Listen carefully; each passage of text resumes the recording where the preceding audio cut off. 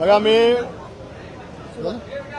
मी मुंबईमध्ये 1986 पासून या ठिकाणी येतोय आणि 30-35 वर्षापासून या आकाशवाणीच्या कॅन्टीनमध्ये आम्ही लंच किंवा जेवण त्या ठिकाणी घेत असतो।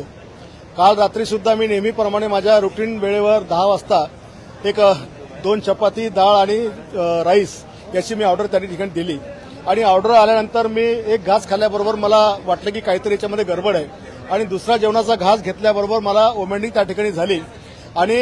वोमिटिंग झाल्याबरोबर मी आहे तशा अवस्थेमध्ये कॅन्टीनमध्ये आलो आणि त्या कॅन्टीनवाल्याला मी विचारलं की बाबा तुम्हाला जेवायला कोणी दिलं, त्या लोकांना जरा बोलवा। त्यांनी त्या लोकांना बोलवलं, मी त्यांना त्याच्यातला मी स्मेल दाखवला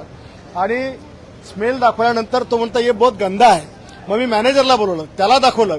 जेवणारी 8-10 लोक होती त्यांना दाखवलं, सगळ्यांनी सांगितलं की हे निकृष्ट नाही, हे सडलेलं कुजलेलं जेवण आहे आणि त्याच्यामुळे ती त्या ठिकाणची प्रतिक्रिया माझी त्या ठिकाणी झाली।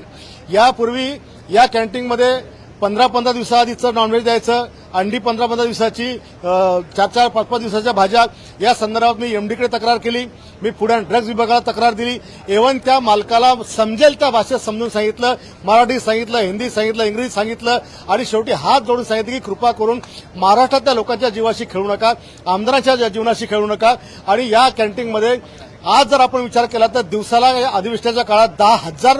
ग्रामीण भागातले अधिकारी असतील, कर्मचारी असतील, शेतकरी असतील, पक्षाचे कार्यकर्ते असतील, हे येतात आणि शासकीय कॅन्टीन आहे म्हणून आपल्याला जेवण स्वस्तात मिळेल या भावनेत त्या ठिकाणी जातात। पण जो